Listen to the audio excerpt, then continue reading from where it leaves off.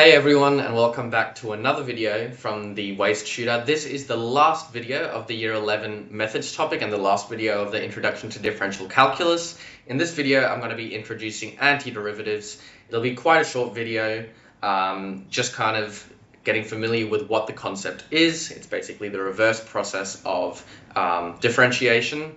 And in Year 12 methods, we're going to formally introduce it as integration, which is another branch of calculus, but for now we just call it anti-differentiation. And so, as I said, it's going to be quite a short video because I'll be having a look at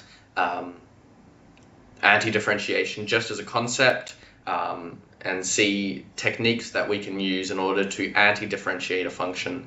And we can see we're not going to be going into its applications or anything. That's something that you deal with a little bit more in Year 12, but this serves as a good baseline for introducing what anti-differentiation is and a segue into integration in Year 12. So let's get into the video. So before I start the concept of, start introducing the concept of an antiderivative, I want to cast your attention back to the power rule. And so what the power rule says is that the derivative of a function ax to the n is equal to n ax to the n minus 1.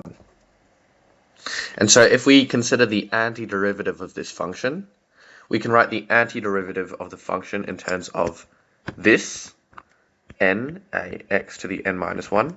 And if we're doing the anti-dx here, and if we're doing the antiderivative, it's just going to be equal to this function here. Okay.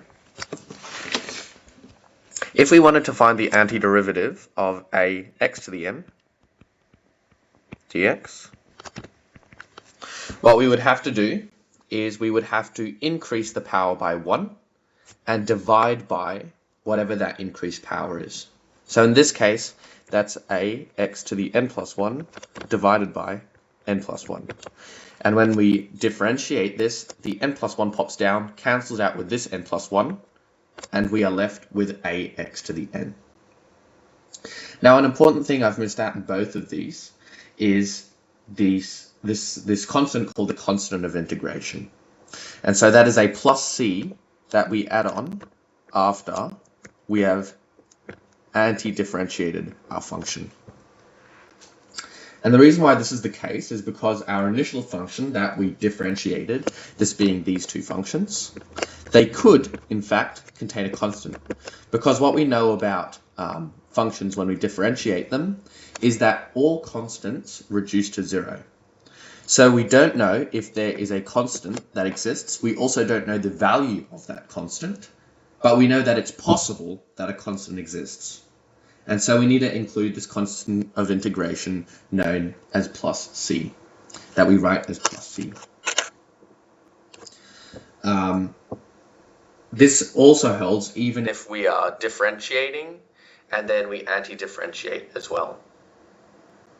Like if we know the initial function already. An important thing that we should say as well is that this is known as the primitive function of this. And if we label this as a function f of x, then notationally we denote this as capital F of x. So we refer to it as the primitive function. If we're looking at a function f of x, and we write, let's say we have 3x squared plus x cubed plus 2x, and we want to find the antiderivative, or the primitive function f of x, then we just anti-differentiate 3x squared plus x cubed plus 2x dx. And what we do now, we need to consider this first term. The linearity properties here also apply, so we can anti-differentiate the first term, followed by the second term, and followed by the third term, and then add them all together. So if we anti-differentiate the first term, our x squared becomes an x cubed, and because we've got an x cubed at the top, we need to divide by 3. So 3 divided by 3 then is just 1. So we end up with x cubed. X cubed, we increase to 4, and then we divide by 4. This one we increase to x squared and we divide by 2, leaving us just with x squared because of that 2. And we also need to include this constant of integration, c. And this is a really, really important part. And it's something that a lot of students often forget to include, and it leads to docked marks. So never, ever, ever forget to include your constant of integration. If I alternatively wrote f of x as f dash of x, then this function down here would equate to lowercase f of x, our original function. This is our derivative function, this is our original function, and we can also consider our primitive function by integrating this again. And if we integrated this again, this c would become a cx, and we would need to include another constant of integration, and we can denote that with c subscript 0, for example. Obviously, you'd also need to integrate these terms here, or I'm saying integrate here, but what I really mean is anti-differentiate. I'm using them kind of interchangeably, and you get more formally introduced to this process of integration in Year 12. So, we've covered calculating antiderivatives, how we kind of get there, and how we apply that to polynomial functions, as we've done below here.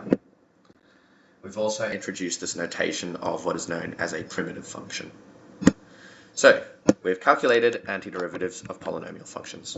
And so this is pretty much all of Year 11 methods done. It is Year 11 methods done. I hope you have found this course helpful. You can leave comments about any of the videos that I've covered in this comment section, but ideally leave it in the comment sections of the videos where I deal with those concepts.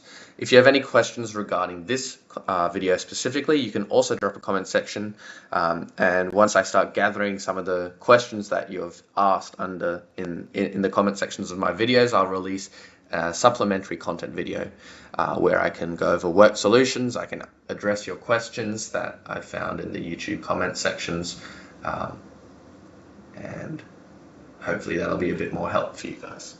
But other than that, thank you for watching this video, and I'll see you in the next video series, which will be Year 11 Specialist Math.